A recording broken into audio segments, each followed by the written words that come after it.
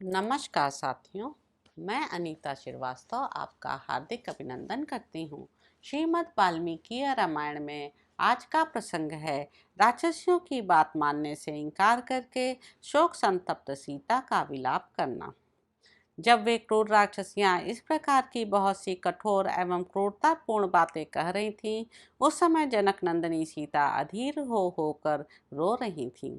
उन राक्षसियों के इस प्रकार कहने पर अत्यंत भयभीत हुई मनस्विनी विदेह राजकुमारी सीता नेत्रों से आंसू बहाती गदगद वाणी में बोली, राक्षसियों, मनुष्य की कन्या कभी राक्षस की भार्या नहीं हो सकती।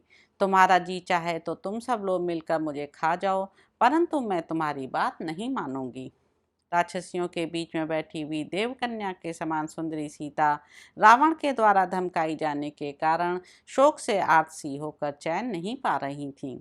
जैसे वन में अपने यूथ से बिछड़ी हुई मृगी भेड़ियों से पीड़ित होकर भय के मारे कांप रही हो, उसी प्रकार सीता जोर जोर से कांप रही थी और इस तरह सिकुड़ी जा रही थी मानो अपने अंगों में ही समा जाएंगी। उनका मनोरथ भंग हो गया था। वे हताशी होकर अशोक वृक्ष की खिली हुई एक विशाल शाखा का सहारा ले शोक से पीड़ित हो अपने पतिदेव का चिंतन करने लगी। आंसुओं के प्रवाह से अपने स्थूल अरूजों का अभिषेक करती हुई वे चिंता में डूबी थीं और उस समय शोक का पार नहीं पा रही थीं। प्रचंड वायु के चलने पर कंपित होकर गिरे हुए केले के वृक्ष की भांति वे राक्षसियों के भय से त्रस्त हो पृथ्वी पर गिर पड़ी। उस समय उनके मुख की कांति फीकी पड़ गई थी।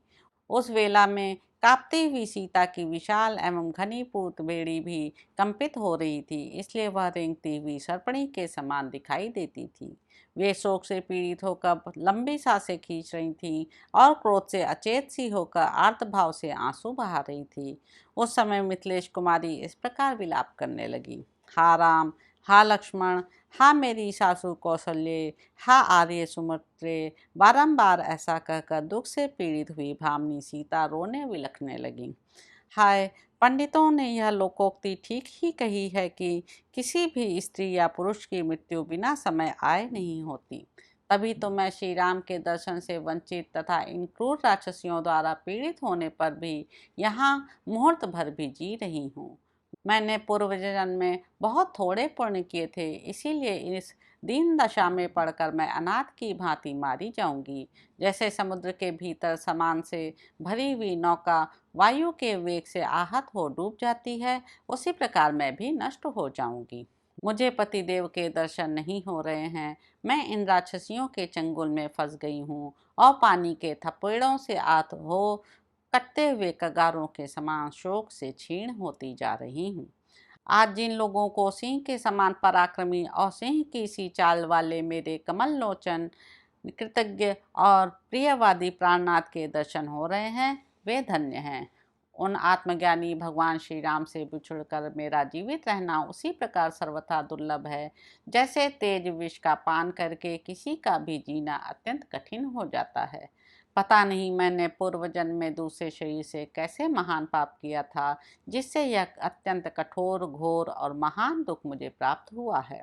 इन राक्षसियों के संरक्षण में रहकर तो मैं अपने प्राणाराम श्री राम को कदापि नहीं पा सकती, इसलिए महान शोक से घिर गई हूँ और इससे तंग आकर अपने जीवन का अंत कर देना चाहती हूँ। इस मानव जीवन और परतंत्रता को धिक्कार है, जहाँ अपनी इच्छा के अनुसार प्राणों का परित्याग भी नहीं किया जा सकता। तो इस प्रकार साथियों, सुंदर कांड में निहित 25वां सर्ग यहाँ पर समाप्त होता है। इसके अगले अंक में आप जानेंगे कि सीता का करुण विलाप तथा अपने प्राणों को त्याग देने का निश्चय करना। आशा है आपको यह प्रसंग अच्छे लग रहे होंगे। मेरे YouTube चैनल संवाद विद अनीता को लाइक करें, शेयर करें, सब्सक्राइब करें। धन्यवाद साथियों।